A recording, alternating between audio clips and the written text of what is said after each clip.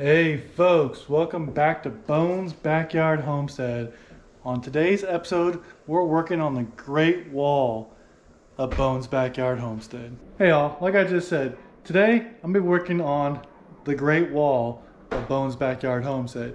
This thing runs from the front corner of the living room all the way across to the very back room of the dining room. That's 27.5 feet.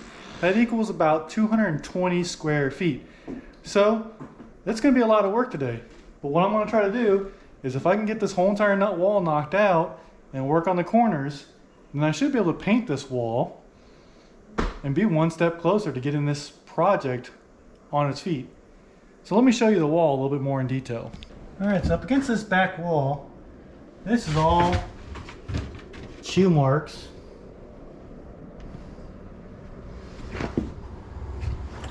So it's gonna have to be filled in. Nice dent there. More chew marks. More chew marks. This is a chew mark that I've already put one coat of mud on. I'm gonna have to finish this corner. And to do this corner, I'm gonna have to finish this corner on the beam. I'm gonna have to do that corner up there. Oh hey, look. Gonna have to take off some of the popcorn. Oh hey, look. A hole there from the security camera. Don't necessarily have to touch that hole, but I might as well do it while I'm here. I don't know if you guys can see this as well as I can. Right there. Right there. Up. Right there. Right there. Right there. So those are actually like nail pops in the corners. So there's one. There's one right in the middle of that. There's a little nail pop that I've already dented in right there that still needs to be mudded. All these were nail pops as well that I went ahead and tapped in. And I'm honestly contemplating just going ahead and throwing a screw in, maybe throw one in here and then one halfway down on each one of those. That way I don't have the same problem that I have with the ceiling where I'm sanding and it pops again. So I'm gonna do the same thing in here. I'm gonna go through here because it's just sitting right there. I can see one right there, one right there. Honestly, a lot of that's just dust. You can see kind of like the division line right there. That's just the dust line because I've already rinsed off this wall before I did all that sanding. So I'm going to have to rinse off this wall, take the orbital to it, and find my spots like I did on the Picasso painting at the top of the stairs.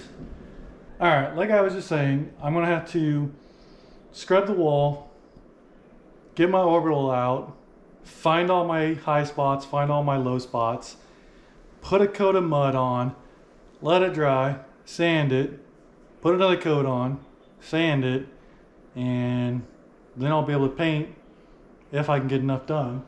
The biggest problem is going to be the corner bead on the other side of the beam. That's going to be a little bit thicker coat, so it might take a little bit longer to dry. But I mean, it has to get done, and there's only one way to get it done is just to work on it and start tackling it. So the dogs are outside. I'm gonna have to move that kennel over even more. That way I can have more room to work in there. And we're just gonna start knocking this stuff out. It's the only way to do it, guys. So put you guys on time lapse so you guys can watch it all and fast forward.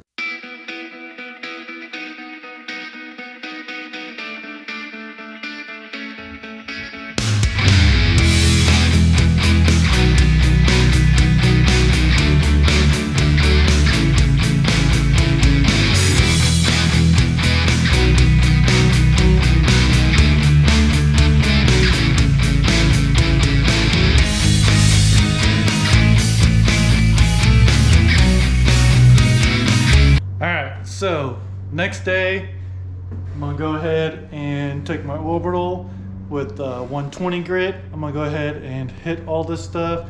I might hit it with a sponge right afterwards just to kind of clean it up and see how it goes.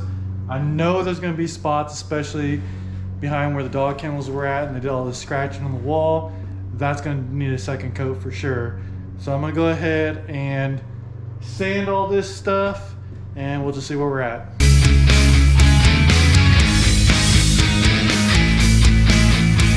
All right, so that is the downfall of using the orbital, but you know what? That would have took me probably an hour or more just to sand.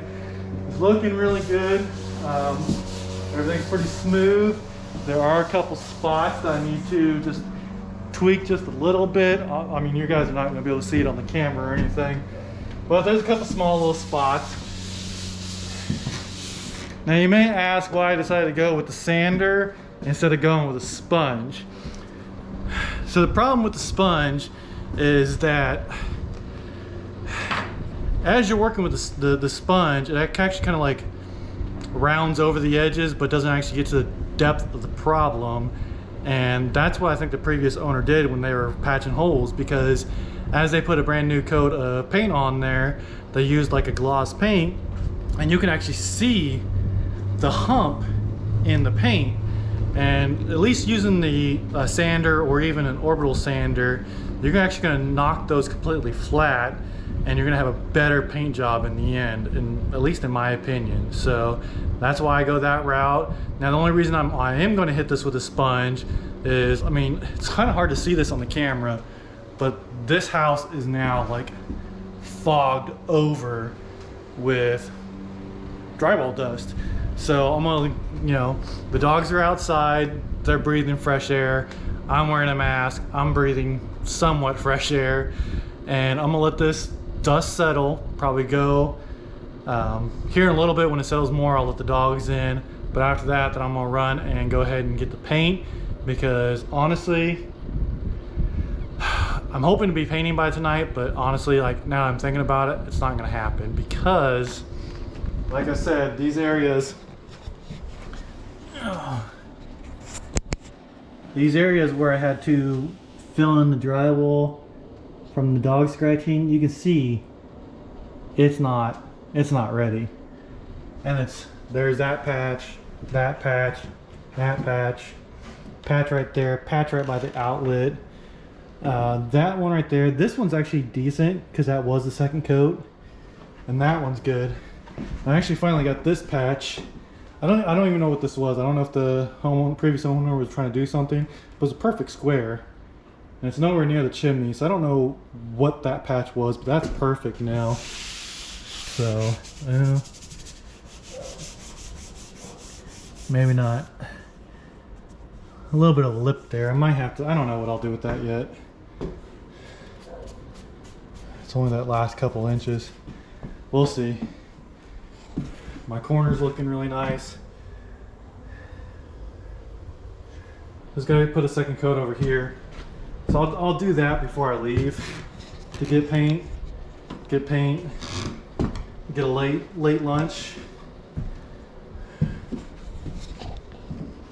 So yeah, I'm gonna go ahead and do that. I'll put a second coat on, grab a late lunch, and grab the paint that I need.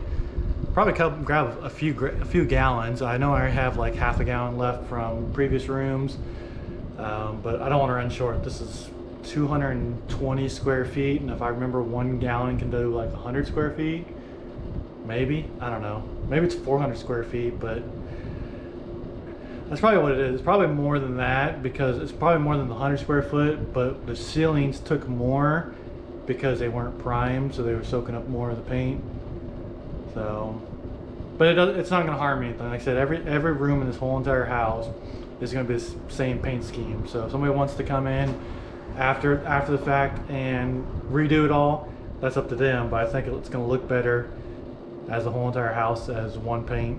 Maybe the bathrooms something different, just because.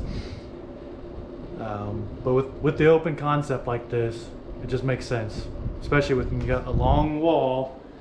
Goes from one corner of the house to another corner of the house. When you got that long of a wall, You're not gonna like split the wall right in the middle and do two paint colors.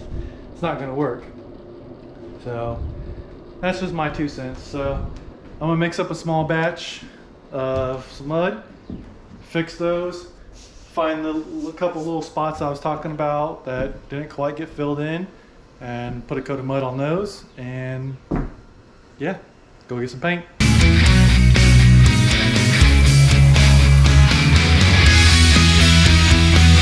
All right, folks, so it's actually wrapping up on day 2. As you can see, yeah, it's pitch black outside, but I'm in the process of switching over to working on night shift. So I'm trying to stay up a little bit longer if I can and sleep in later in the morning. It's not really working all that well for me, but I'm gonna try. So to help myself stay up a little bit later tonight, I'm gonna go ahead and throw the first coat of paint on this wall. I think I have everything knocked out that I want to get knocked out. You guys have seen me mud it twice now, sand it twice. I used the sponge, wiped it all down. You guys didn't see me, I didn't film it, but I went ahead and took a paper towel and tried to wipe all the dust off that I could from there. Unfortunately, the dogs are back in, so I had to move the kennel back a little bit more so I can get them in their kennels. So I'm gonna go ahead and put you guys back on time lapse, and you guys are gonna watch me put on one coat of paint, and we're gonna look at it tomorrow morning, see if there's any touch-ups that need to be done before we go ahead and put the second coat of paint on.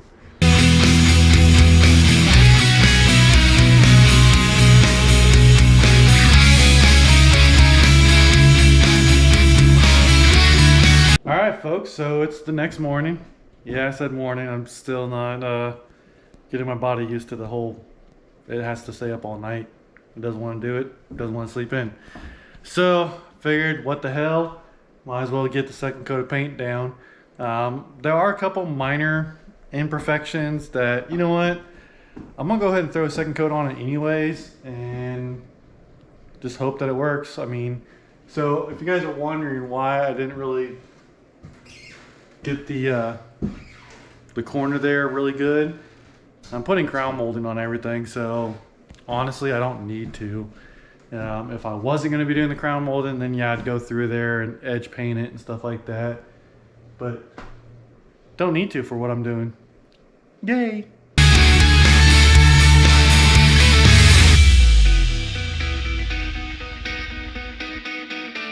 Alright folks, so that wraps up the Great Wall of Bones Backyard Homestead. The next project I'm going to start working on, or the next wall I guess, is I'm going to work along this wall with the window, because that'll be a quick and easy fix. And if I go with the layout that I want, the couch is going to be up against that window, and the TV over here, fireplace off to the side, and I would leave a really big open living room space. So this will get knocked out pretty quickly. Then I can move along to the fireplace side, finish that up. I've been doing some of that in the background where every now and then I'll put a light coat on it, sand it, work on some of the other things that are gonna take a little bit longer. So I've been working on that. And then I'll come back, and in the background I'll be working on the beam. I still have to put the corner bead on the other side, and that's gonna take several coats of mud to build up that corner. That doorway going into the kitchen, it has trim on it, and I almost guarantee if once I take that trim off, it's going to be bare studs. I don't like that. I actually want to do that archway the same way I'm doing this archway and have it all drywall and get rid of that dark trim, because I just don't think it's going to look good when it's all said and done. Yeah, we're just going to keep on walking around the room. We're going to go, we got the Great Wall done. Now we're going to do the window. Then we'll do the fireplace and stairwell, and then we'll come back and do the beam, and then we'll just work our way down the hallway, and one step at a time, this project's gonna get done one way or the other.